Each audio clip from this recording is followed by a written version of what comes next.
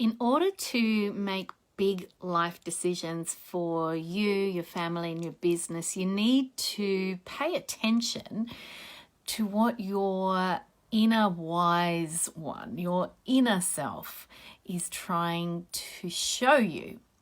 Now, I am moving to Melbourne, as I've talked about before. Over the next bunch of months, I'll be moving to Melbourne. I'll be doing a fly-in, fly-out gig, running my busy mental health clinic here in Hobart, still looking after my clients, still looking after my team, but moving forward with my mentoring business, but also for family reasons. So there are really rock-solid reasons why I'm moving to Melbourne. But you know what? Somebody challenged me on this recently, someone whose opinion I actually respect. And he said to me, if you're running away from some of the shitty stuff that's happened over the last couple of years, running away is not going to solve those problems. And, my immediate response was, dude, I am so not running away. I've so got sound reasons for why I'm moving. I've responded with all the fire in my belly. And then I went away and quietly had to think about it. I thought, am I running away? Am I running from something? Am I hiding from something? Am I in denial about all of this? What are my motives? So over the last couple of months, I've been talking about the plan to relocate to Melbourne, and I've been talking about, how that's going to work for my business. And I've talked about, the benefits of us being based in Melbourne. And I've talked a little bit about some of the feelings I have about leaving Hobart. But I hadn't done much inward reflection on what was really going on for me. So what I have noticed, and this is something that I've actually picked up over the last bunch of years, I've been able to train myself to listen a little bit better to what my quieter mind is trying to tell me and teach me.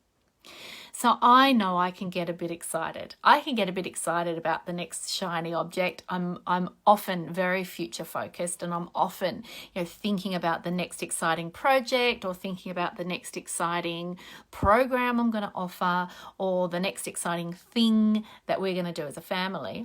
And sometimes that does leave me vulnerable to being a little bit shiny object syndrome-ish. So it's really important to stop and listen to what's actually your honest inner feelings around big decisions that you're making. So for me, the big obvious one is that whenever I've thought about this relocation to Melbourne, haven't felt stressed about it, haven't felt fearful that I might be making the wrong move, haven't felt regretful in advance of the things that I'll be leaving behind, because I'm not really leaving. There's going to be some fly-in, fly-out stuff going on between me and Hobart. This love affair with this beautiful place isn't over. And of course, I have a business here, I have a team here, I'll need to be connected and stay connected with them. But what I've noticed is when I've thought about our life in Melbourne, I get this really lovely sense of calm. And what I've learned about myself is when I listen to myself and I listen to what's going on in my body when I'm making big decisions, that sense of calm, that sense of all is right in the world is a really big marker for me that, okay, my motives are sound. There are good reasons. So we're moving to Melbourne because there are business opportunities for me there. It's easier for my mentoring clients to access me there and for me to run programs there. But on a family level, I met my husband in Melbourne. Our coming of age as young adults, all happened for me in Melbourne. And I have friends that I'm so excited to re-establish, pick up where we left off. Friends that have lasted the 25 years I've been living in Hobart, survived that friendship by distance relationship. Looking forward to that, looking forward to the opportunities and the resources and the access for educational experiences for my kids, because I home educate my kids. This is a new thing. I don't know if you know that. So for me, there are some really rock solid reasons why Melbourne is the next right, or the right next step for us as a family, but also for me as a business owner. What I want you to do is I want you to think about big decisions that you've got on your horizon. They might be things that you're planning for next year. They might be things that you're planning for next week. Big decisions. And we all face them. Moving house, selling one house and moving suburbs, changing our kids' schools, opening a business, closing a business, going into private practice.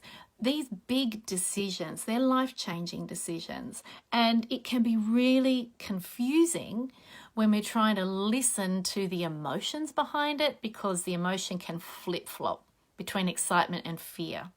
In fact, there's a really great theory called reversal theory, which I learned about at uni when I was studying psychology. And I really quite like it when we're talking about these kinds of big feelings that swing wildly from one to the other. Excitement and fear, physiologically very, very similar. So that's why it's so easy to flip-flop between the two. The alternative is, of course, is to get overly rational and to try and list the pros and the cons. My concern about doing that is that you're not listening to your instincts, you're not listening to your cues, about your inner cues, about what's right for you. Pros and cons only go so far in helping with decision making. It's easy to make a decision based on a list of things that you can tick off.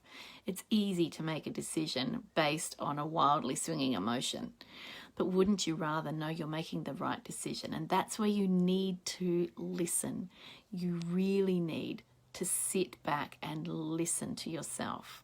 Listen out for feelings like that sense of calm that I described. Noticing what hasn't changed. Is your energy level good? Is your sleep good? Is your appetite good? Are your social interactions normal? Is everything around you functioning normally, and everything within you functioning normally? Or are you losing sleep, dropping your appetite, or gaining an appetite? Are you irritable? You're not getting along with people as easily as you normally would. They're really big signs of stress, really big signs of over worry, potentially even anxiety or depression. It is Mental Health Awareness Day today, so I want you to be thinking about the mental health implications of the big decisions that you're facing in your business or in your life, and take a step back from the stress, the worry, the anxiety, and just listen. Listen to yourself. Listen to that feeling that you've got in your body. What's it telling you? Because sometimes we're driven by shoulds or musts or people pleasing. Sometimes we're driven by the wrong motives, not just hiding, running away, or being in denial, but it could be that we're too much in the minds of other people and trying to make our major life decisions based on what we think they want, or what we think will please them, or based on what we think they will say about us. Really important that you learn to sit back, that you learn to listen to yourself, even if it just means taking 5 minutes in the sunshine with a cup of tea to quieten yourself and reflect on this decision that you're making. So for me, I heard my husband actually talking to a friend of ours from Melbourne last night, and he was saying this is a decision that's been 4 or 5 years in the making, and he's spot on. It's quite right. We've come to this decision gradually. We've grown into this decision as a family, and now feels like just a really calm, right time to get the ball rolling on actioning that decision. So I think, the future for us is exciting when I think about what it's going to be like to be able to action some of the opportunities that'll come with us relocating. But it's also exciting, the challenge for me to run a business from Melbourne that has its base in Hobart, and the opportunities for that business because I'll have access to other resources in Melbourne that I might not have access to in Hobart. Number one, staffing and recruitment. That's the first thought that comes to mind, and I know that's a challenge for everybody. So take some time to listen to yourself and to think about, what are your motives? Are you running away from things? Are you hiding from something? Or are you in denial about your true wants and desires, and whether or not the decision you're about to make is based on factors that are aligned to your long-term vision and your long-term goals? Because then you know that your motives are good. Good luck.